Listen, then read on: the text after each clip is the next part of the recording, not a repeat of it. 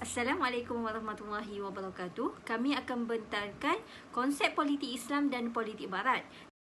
Nama Nurzatul Aqilah binti Zulkifli, nombor matrik 050214. Okey, dari segi pengenalan, iaitu dalam Islam, politik itu merupakan suatu tata cara yang mempunyai matlamat. Matlamat politik ialah untuk mencapai keredaan Allah. Setiap Muslim iaitu yang berpolitik mestilah menyandarkan kepada urusan politiknya dengan batasan syariah, dan politik yang terbaik adalah yang tidak memisahkan daripada segi agama. Okey, definisi politik Islam menurut Abdul Hamid Muhammad Al-Ghazali mengatakan politik adalah bertujuan untuk membaiki urusan manusia dengan cara memberi petunjuk kepada mereka ke arah jalan yang lurus yang menyelamatkan mereka dari di dunia dan di akhirat. Menurut Muhammad Ridwanti, politik adalah melibatkan kehidupan manusia di dunia yang mempunyai kaitan secara langsung dengan kehidupan bernegara, cara-cara mendapatkan kuasa, pengaruh dan lain-lain lagi. Okey, dari segi menurut bahasa, siasah politik berasal daripada kata sasa yasusu. Siasatan yang bererti mengurus kepentingan seseorang. Perkataan siasatan menurut pengertian bahasa adalah pemeliharaan, pengurusan. Menurut istilah pula, siasah ialah mengurus dan mengendalikan urusan masyarakat untuk memperbaiki keadaan sesebuah negeri demi menjamin perpaduan dan kepentingan kepada semua masyarakat, atau mengatur, memelihara urusan umat Islam sama ada dalam dan luar negeri. Dan sarjana Islam yang tergolong dalam golongan Ikhwan As-Safa telah membahagikan kandungan perkataan siasah itu kepada beberapa bahagian, iaitu Al-Siasah An-Nabawiyah, iaitu politik para nabi, dan Al-Siasah Al-Mulukiyah, iaitu politik kerajaan, Al-Siasah Al-Ammah, politik kerakyatan, dan Al-Siasah Al-Kasah, politik khusus, dan seterusnya Al-Siasah Az-Zatiyah, iaitu politik peribadi. Seterusnya, dari segi definisi politik Barat, iaitu menurut Aristotle, mengatakan politik sebagai satu segala jenis sains. Dari segi menurut Magranto, politik adalah pertarungan untuk mendapatkan kekuatan dan kekuasaan. Nama Siti Ala Syukrina binti Sakada, nama cik 051601. Baiklah, kita akan kepada konsep politik Barat, iaitu pemikiran politik Barat. Pemikiran politik yang maju dan mencapai kegemilaan sehingga ke saat ini bermula daripada pemikiran Barat yang berupa ilmu pengetahuan, falsafah dan juga kebudayaan tinggi sehingga merancakkan peradaban Barat.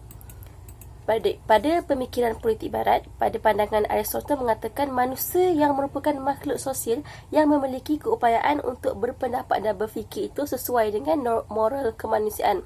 Kemudian wujudnya dunia ini dengan kerana ciptaan dari alam, dan dari sudut pandangan alam pula, manusia ini menjalankan pentadbiran dan manusia ini perlu hidup sebagai penduduk dalam sebuah negara. Jadi sebuah negara itu perlu adanya pemerintahan, pentadbiran dan juga politik.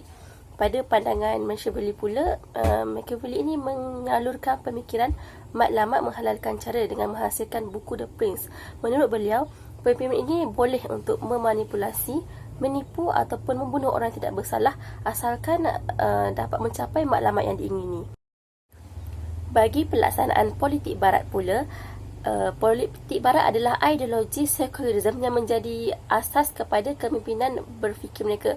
Sebagai contoh, mereka ini menjalankan segala kegiatan politik, perundangan dan juga hal-hal yang berkait dengan dunia sahaja tanpa menghiraukan mengenai akhirat ataupun rohani. Kiranya mereka ini memisahkanlah antara dunia dan juga akhirat. Jadi kemiskinan dan kezaliman adalah ciri-ciri yang sinonim dengan politik Barat, dan juga Barat juga mempunyai suara majoriti juga manfaat. Contohnya seperti orang ramai bersuara tidak apa apabila seseorang itu ataupun tempat itu ingin melakukan pelacuran, perjudian ataupun arak, asalkan ingin mendatangkan kepulangan yang lumayan kepada negara. Falsafah politik Barat. Pakar falsafah politik Barat iaitu John Locke telah membina fahaman klasik liberalism, dan juga beliau mencadangkan teori social contract yang menjadi sebuah asas kepada penyebab kewujudan negara bagi mengeluarkan keputusan politik. Kemudian kemasukan mana-mana pengaruh dan tamadun lain nescaya akan diambil dan diubah bagi memenuhi keperluan tempatan.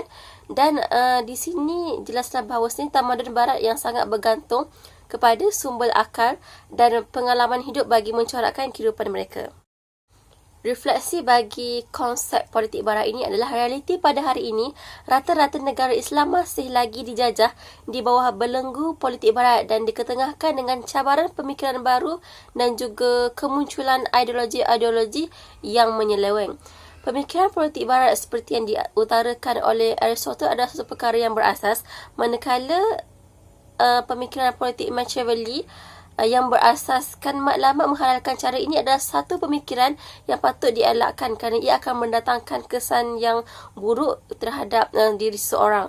Kemudian pandangan umat Islam terhadap realiti dan kebenaran itu berbeza dengan masyarakat barat yang sentiasa mementingkan ilmu keduniaan berbanding ilmu akhirat. Nama saya Najwa Awatif binti Syekh Hussein, nombor metrik 050203. Seterusnya kita masuk kepada konsep politik Islam, yang mana konsep politik Islam ini terdiri daripada pemikiran politik Islam. Pemikiran politik Islam ini terbahagi kepada dua, iaitu pemikiran politik Islam abad klasik dan pertengahan dan pemikiran politik Islam moden. Pemikiran politik Islam abad klasik dan pertengahan ini merupakan pemikiran Al-Mawardi dan Ibn Taymiyah. Al-Mawardi menegaskan bahawa pemerintahan Islam adalah dituntut oleh agama dan ia dapat membezakan antara pemerintahan yang berdasarkan akal manusia dan pemerintahan yang berlandaskan syariat Islam. Manakala menurut Ibn Taymiyah pula menekankan supaya taat kepada Allah, Rasul dan pemerintah, akan tetapi taat kepada pemerintah bergantung kepada keadilan pemerintahan. Pemerintah yang adil dituntut oleh Allah dan para pemerintah haruslah dibimbing dengan ajaran Al-Quran dan As-Sunnah.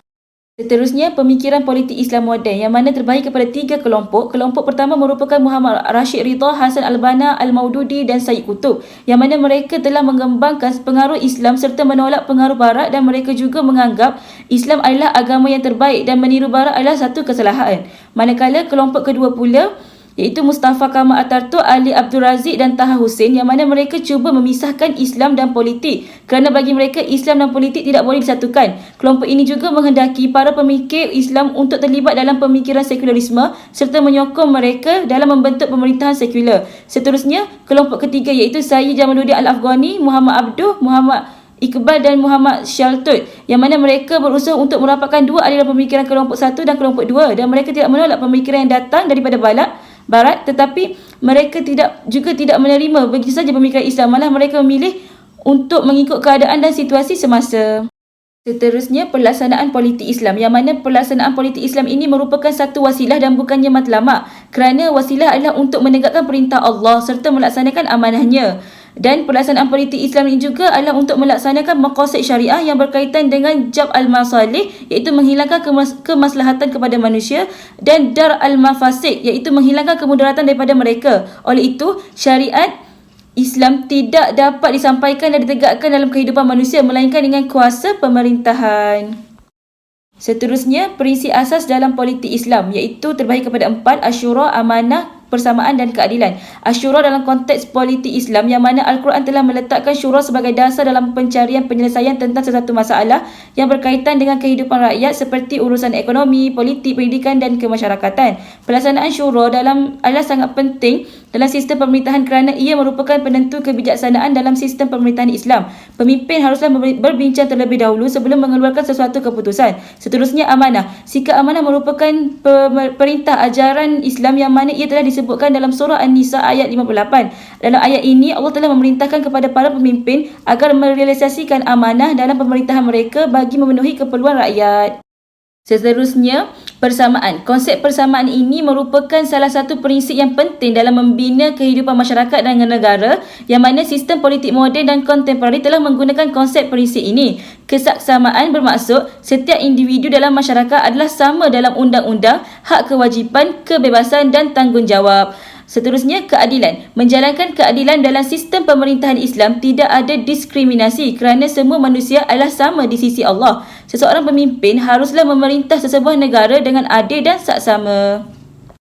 Seterusnya, kedudukan hakimiyah dalam politik Islam. Hakimiyah ini merupakan kekuasaan tertinggi dalam menentukan dasar negara adalah hak Allah, dan ia membawa maksud Semua keputusan yang dibuat haruslah bersesuaian dengan undang-undang Islam serta berlandaskan syariat Islam. Oleh itu, undang-undang yang tidak tepat dengan undang-undang Islam dianggap terbatal. Ini kerana hakimiyah ini merupakan teras utama dalam sistem politik Islam, iaitu tauhid kepada Allah dari segi rububiyah dan uluhiyah.